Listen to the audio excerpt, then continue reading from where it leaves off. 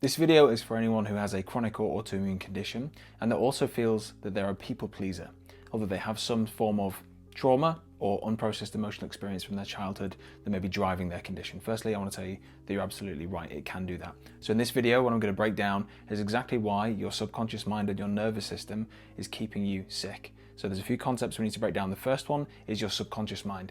What are we talking about? We don't want to get too deep with it, but there is a big difference between your conscious mind, which is about 10% of running the show, and your subconscious mind, which is the other 90%. Now, the big question is, how does the subconscious mind learn that it needs to be a people pleaser? Why does it then program the nervous system to react in a way that pleases people? So let's have a look. And by the way, your nervous system is the only place that you've ever lived. Okay, so everything that you've ever experienced in life, you've only experienced through your nervous system. Remember, your eyes are sending electrical signals to your brain, your touch and your sense of smell and your sense of taste, it's all sending electrical signals via the nervous system to your brain. So you've only ever lived in your nervous system. However, that information is going to your subconscious mind, and then the relevant pieces are being passed to your conscious mind. So your subconscious mind, which can be this section here, is 90% of what's going on. You are reacting automatically to the world around you, which is why if you do have stored emotions and perceptions, they will be stored in that subconscious mind, and you'll be on autopilot. That runs the show, and it's only 10% of our decision making that happens in the conscious mind. So 90% subconscious, and then just 10% your conscious mind, this bit at the top.